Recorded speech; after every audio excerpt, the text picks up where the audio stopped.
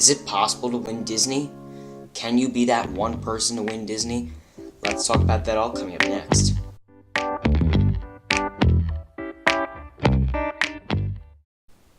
John Moore, and this is Nick from MagicalNewsLIVE here, and today I have a very special video for you. Today we're going to be talking about if it's possible to win at the game of Disney, the concept of Disney. Is it possible to win it? And some of you watching this, probably most of you, are probably wondering, what are you talking about? What is this concept of Disney? What is this game of Disney? What is this battle of Disney that you're talking about? It's really confusing, but after you watch this video, you'll understand it. And we're going to talk about if it is possible to really win this game, win this battle of Disney. So this is basically what I'm talking about with this battle, with this game of Disney. For the purpose of this video, we're going to call it the Battle of Disney. So for example, let's jump into our first example with Walt Disney World Fast Passes, okay?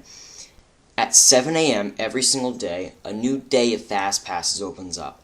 Now there are two categories that I put these into: annual pass holders and regular Walt Disney World Resort guests. The regular Walt Disney World Resort guests are the higher ups in this category. They get theirs 60 days in advance, while the annual pass holders who don't have a room on Walt Disney World property, they don't get theirs 60 days in advance. They get it 30 days. So, for example, this first battle with Flight of Passage and Slinky Dog and Navi River and Seven Dwarfs Mine Train, those really big attractions that everybody wants to get.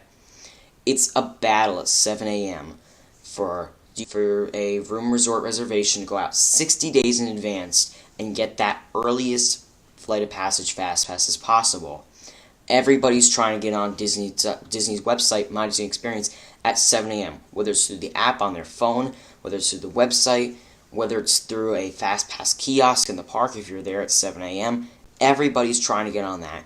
And in a Disney office somewhere, there is a big server, there is a gigantic computer housing all of the things that everybody's trying to get on. So it's basically just like this. If we're all driving in New York City, if everybody in the world is driving in New York City, there's probably going to be a ton of traffic. So take this. Everybody's trying to drive New York City, but let's pretend New York City is the Disney Fast Pass website. Everybody is trying to get on that website. There's going to be a lot of traffic, and your website is most likely going to lag. What does this mean? Well, somebody could get Flight of Passage before you. You're going to lose out on Flight of Passage. You're going to lose out on Slinky Dog Dash, Seven Dwarfs Mine Train, all of those types of rides. You're probably going to lose out on them because it's this game, it's this battle to see who can get there first. So that's the really big part of this. Who can win the battle? Is it possible? For the Fast Pass part of it, it's very possible to get a... Now remember, Disney will only give out a certain amount of Fast Passes for each ride. So, Flight of Passage generally gets less Fast Passes than Haunted Mansion or Splash Mountain or a ride like that that's been around for what seems like billions of years and that people won't mind waiting in standby for. With Flight of Passage, it has sometimes even a 4-hour wait. People will wait in line for that. People will wait 4 hours for it. Will I? Oh, absolutely not, because I've been on it already. People will wait 4 hours. When you have that Fast Pass, you get through that line in like 20 minutes. Now, a lot of Fast Pass lines, like for example, I'll give you just an example right here, Tomorrowland Speedway, sometimes it takes you 40 minutes to get through the Fast Pass line. By Flight of Passage, it will take you probably 5 minutes. Why is that? Because they give out less Fast Passes for Flight of Passage. Because they know if they gave out a billion Fast Passes, everybody would be going for that. So Disney's website, it's this race, literally a race, to see who can get to that website first. It's all a matter of who gets there first. It's really just who gets there first, who gets it.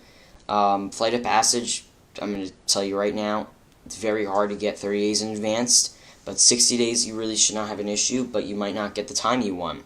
Same with Slinky Dog, same with Navi River, same with a lot of other things. So now, that's the first type of battle that I'm going to talk about. Let's talk about another battle, which is merchandise. Now, I'm going to talk about the Disney Store merchandise, online Disney Store. You know, you buy it, put in your shipping address, and they send it to you.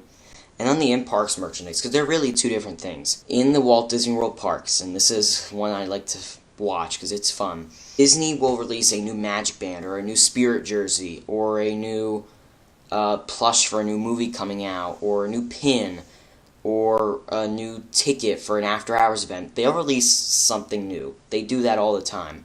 Not every day, but they release something new a lot. And just like always, everybody wants that. People are selling on eBay for millions of dollars, what seems like $1 million at least. And while it's somewhere in the parks or somewhere in the Disney Store website, it's a race. It's everybody getting in New York City, as we talked about earlier.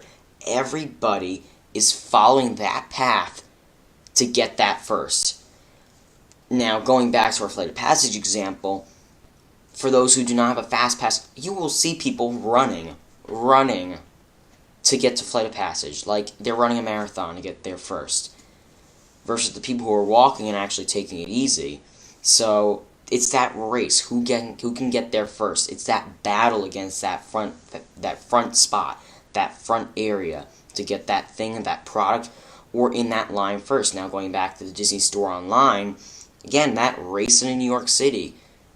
Everybody, if all billions of people were trying to go there, now I'm just going to say billions as this example, if billions of people were going there, okay, Disney wouldn't be able to handle all those people. Their website can only handle a certain amount of people at a time. It's very true. Their website can only handle a certain amount of people. It's like when you call a phone number. Sometimes it will say busy. That phone number has a certain amount of people on it, okay? When you enter the lottery can only hold a certain amount of people. Yeah, well, there's many numbers for the lottery. It can only hold a certain amount of people. So if every number combination was bought, somebody's going to win. Now, if one person bought a lottery ticket for one lottery, and there's billion, however many, I'm not sure at the moment, number combinations, that person has a very good chance of not winning. Sorry to break it to you, but it's true. So it's that race, it's that battle to see who can really get that first.